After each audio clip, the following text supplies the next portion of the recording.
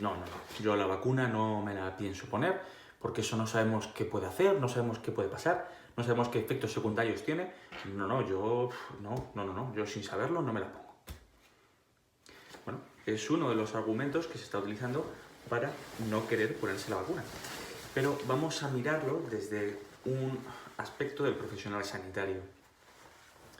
Para poder rebatir este tipo de afirmaciones, tenemos que identificar cuál es el principal argumento, el principal problema que tiene el paciente, criticarlo sin avasallar al paciente, sin que el paciente se sienta atacado, y después examinarlo, evaluarlo y mostrar al paciente cuál es la argumentación, darle evidencias de por qué está equivocado o por qué su duda no es razonable. En el momento que identificamos el problema, en este caso es el miedo que tiene el paciente por tener un posible efecto secundario. Tenemos que tener en cuenta el aspecto psicológico. Nosotros estamos ahora mismo en una situación de pandemia en la que el paciente ya está instalado. El estado basal del paciente en cuanto a incertidumbre ya se encuentra en el estado de pandemia. Si esto hubiese ocurrido en febrero, y en febrero de hace un año, en el de 2020 o en enero de 2020 nos dicen, ¿qué prefieres? ¿Ponerte la vacuna o un año de pandemia? Vamos, estoy seguro que muchísima más gente de la que ahora quiere ponerse la vacuna, hubiera decidido la vacuna, sabiendo lo que hemos pasado. Pero como ya estamos situados en ese estado, en esa situación basal, en una incertidumbre constante, pues nos hemos acostumbrado a ese problema. Y ahora viene una incertidumbre más, que es la de la vacuna. Entonces tenemos que entender al paciente, tenemos que entender y comprender el miedo que tiene. Tenemos que criticar el argumento, tenemos que decirle que está equivocado o que ese miedo que tiene es puramente irracional. Explicarle todo esto va a ser complicado, por eso luego voy a hacer un pequeño discursito de cómo se lo explicaría yo o cómo creo que debemos explicárselo al paciente.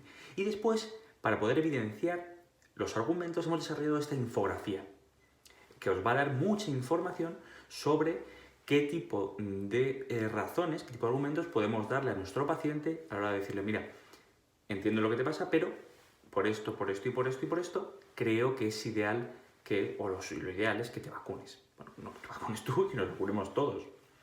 ¿Vale? Supongamos que el paciente viene y nos dice precisamente eso. Oye, yo creo que no me voy a vacunar, yo creo que no debo vacunarme porque no sé qué es lo que nos puede pasar, no sé qué es lo que nos puede ocurrir y tengo mucho miedo. Cuando hablamos con ese tipo de pacientes, tenemos que hacerlo con un tono relajado, con un tono suave, sin exaltarnos, y si notamos que la conversación puede subirse un poquito de tono, lo ideal es llevarse al paciente a un lado para que el paciente no se sienta muy atacado, para que el paciente pueda desenvolverse con un poco de facilidad y todo lo que le llegue sea uno contra uno, ¿vale? Y esa información la pueda asimilar bien. Intentar explicarnos despacito y desde luego utilizar un lenguaje accesible al paciente.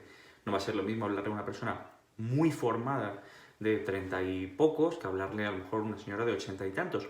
Pero el objetivo final sí es el mismo, ¿vale? Que es hacerles ver que ese miedo es irracional.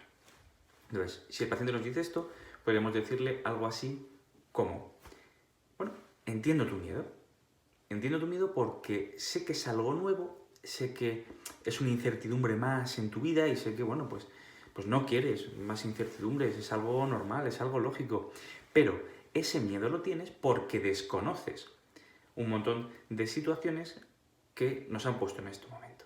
Bien, primero, en la vacuna sí se conocen los efectos secundarios, por lo menos los efectos secundarios a largo plazo. Y estamos hablando de un poquito de dolor de cabeza, a lo mejor una molestia en el brazo, algo de malestar general durante 1 o 2 días, no más, no más. Esto estamos hablando de 1 o 2 días. Si hablamos de secuelas o lo que sería el equivalente de secuelas coronavirus, mucho más. Pero al beneficio-riesgo vamos luego. Primero, vamos a decir que sí se conocen los efectos secundarios. ¿Por qué se conocen los efectos secundarios? Porque se ha ensayado. No es una prueba sobre un montón de población, sino que se ha ensayado ya sobre decenas de miles de pacientes. Por eso se conocen los efectos secundarios. ¿De acuerdo? Entonces, podemos decir que no solo se ha desarrollado la eficacia, sino que se han estudiado también los posibles efectos adversos, efectos secundarios.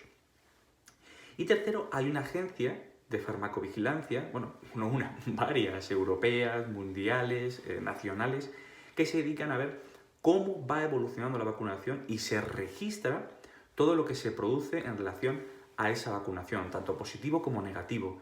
igual que sean algunas noticias un poco raras de un tío al que le cayó un rayo y se había puesto la vacuna, pues cosas de ese estilo, ¿no? Entonces, todo eso se va a ir estudiando y en el momento que se detecta algún efecto adverso no registrado, se para la vacunación y se estudia y se evalúa. La experiencia que se tiene con estas vacunas y con otras parecidas por parte de los expertos es que esas vacunas a largo plazo, que puede ser otra duda, no va a desarrollar ningún tipo de efecto secundario o si lo hace van a ser mínimos. De manera que podemos darle 4 argumentos en este punto. Es decir, que sí hay estudios, que sí hay efectos secundarios y están registrados y sabemos cuáles son, que hay agencias de farmacovigilancia dedicadas a evaluar la seguridad de este fármaco a largo plazo y que los expertos reconocen que si hay algún tipo de efecto a largo plazo va a ser muy pequeño o inexistente. Después tenemos que irnos al balance riesgo-beneficio y hablar de cuál es la alternativa.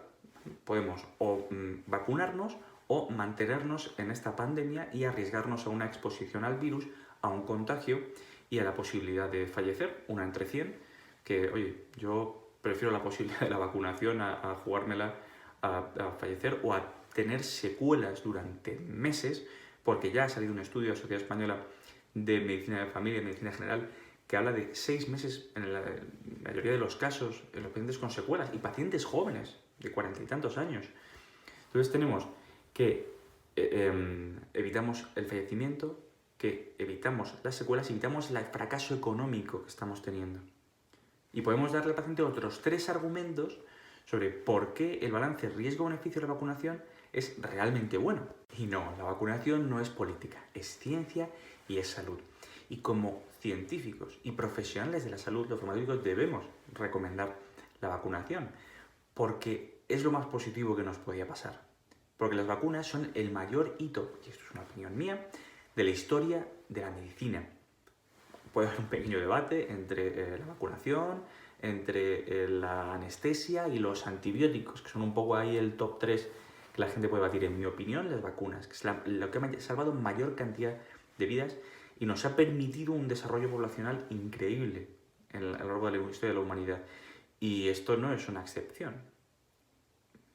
No tenemos que ver solamente la vacuna como algo sanitario, sino como algo social, porque la realidad es que nos está lastrando nuestra vida social y la única forma de ser positivo y de seguir avanzando y de seguir ilusionándonos es recuperando parte de lo que teníamos antes, o casi todo lo que teníamos antes, y la única forma hoy por hoy de lograr eso es mediante la vacunación de un gran porcentaje de la población, de al menos un 70% de la población.